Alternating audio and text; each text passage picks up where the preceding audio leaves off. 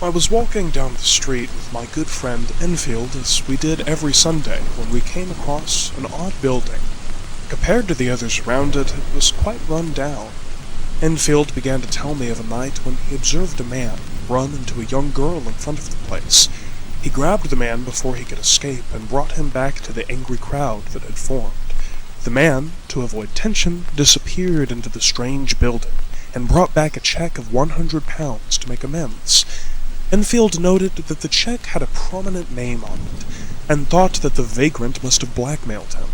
When I asked more, Enfield had particular trouble describing the man, as he had an almost paranormal ugliness about him, but revealed his name to be Hyde.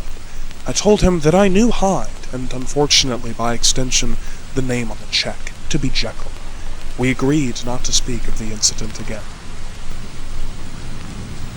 That night, I studied the final will and testament of my good friend, Dr. Jekyll. A certain change had long bothered me, but after hearing about the incident with Mr. Hyde, it deeply concerns me to read first that Jekyll intends to leave all of his possessions to Hyde, but even more, that in the event of his death or disappearance. The only reason I can think of for something like that is, well, murder. Hyde obviously must have some kind of power over Jekyll. Perhaps he's blackmailed him. In the morning, I decided to consult a Dr. Lanyon, who was a good friend of Dr. Jekyll. Lanyon told me that he had never heard of Hyde, and grew very aggravated upon mention of Jekyll. He informed me that he no longer spoke with Jekyll because of a professional dispute, and continued to say that all of his work was scientific balderdash. I gathered that I wouldn't be able to get much from him, so I decided to leave. That night, I was frightened deeply by the most wretched of dreams.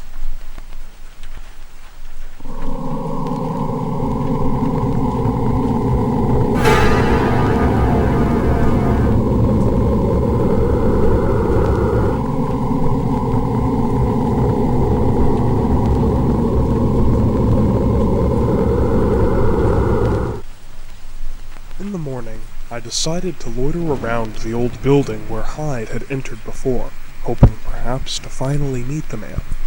After a while, Hyde appeared, and I approached him, introducing myself as a friend of Jekyll. Oddly enough, Hyde kept his head down, but returned greetings with some odd familiarity. I asked him if he would show his face, so I could remember him later, and when he did, I was overcome with disgust. Truly, a supernaturally ugly fiend. He offered me his address with no reluctance, and I concluded that if he was so comfortable, he must be eagerly waiting for Jekyll's death, that he must finally execute the will. I later returned to the old building. I had known for some time that the place was actually the lab of Dr. Jekyll himself, and that on the opposite side was the luxurious townhouse he owned. Upon arrival, I made acquaintance to Poole, Jekyll's butler. He told me that Hyde now has a key to the lab, and that all servants have been told to obey his orders. I found this truly disturbing, but given that Jekyll was not home, I decided to leave. About 2 weeks later, Jekyll threw a dinner party, and anybody who mattered was there. But I chose to stay late with him after the party so that we could speak privately. I eventually asked him about his will, to which he quickly began to joke, but turned serious when I said that I knew something of Hyde. He told me the situation with Hyde was complex, but he wasn't in any danger. Through the entire conversation he emphasized how much interest he took in Hyde. After this, he made me promise to uphold his will, regardless of my objections. I reluctantly agreed. A year passed, and one dark night, a small, evil-looking man met and promptly beat an old, rather feminine man to death with a stick.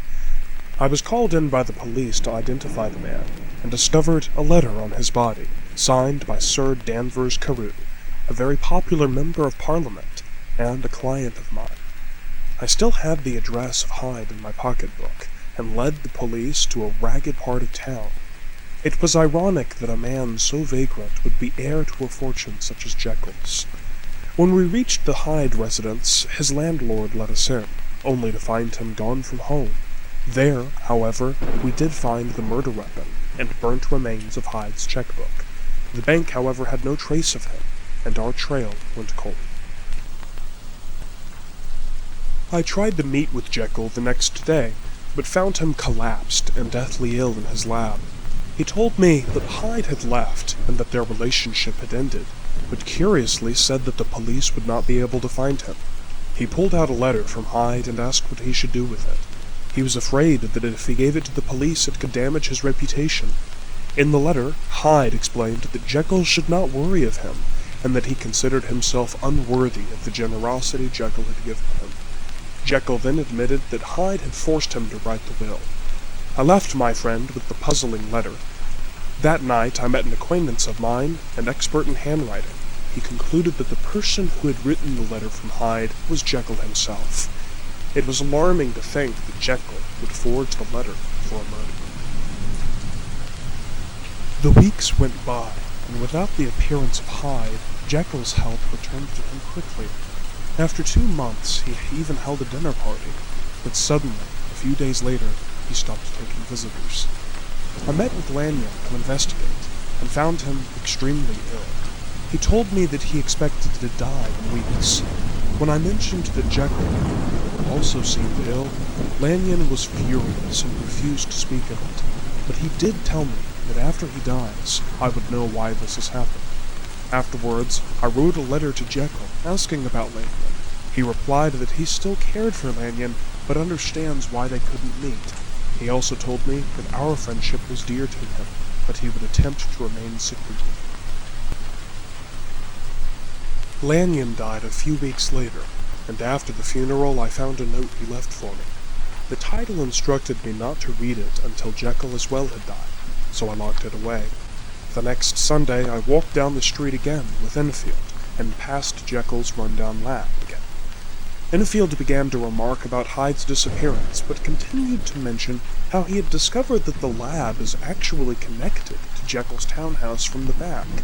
We peered into the window out of concern for Jekyll's health, and surprisingly found him there, getting some air.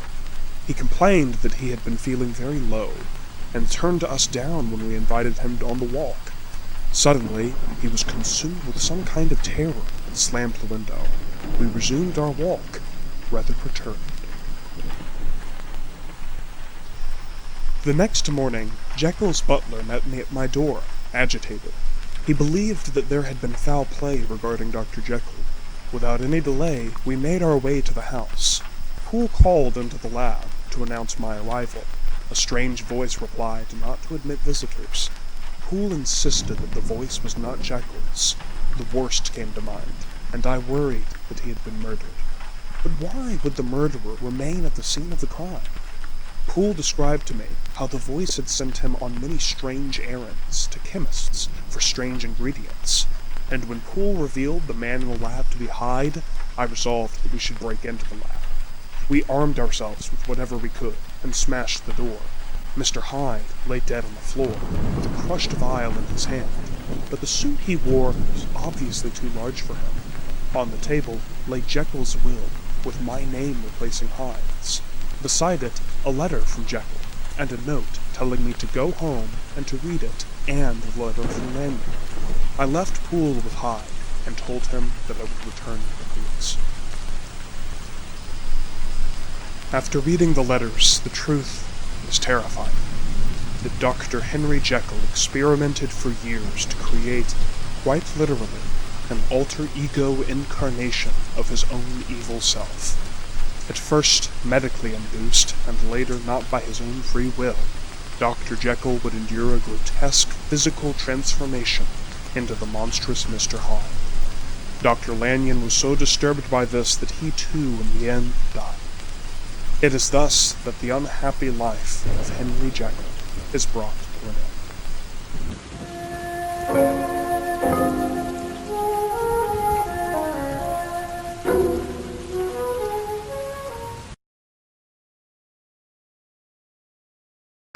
Jekyll, Jekyll, Hyde, Jekyll, Hyde, Hyde, Jekyll, Jekyll, Jekyll, Hyde, Jekyll, Hyde, Jekyll, Jekyll, Hyde.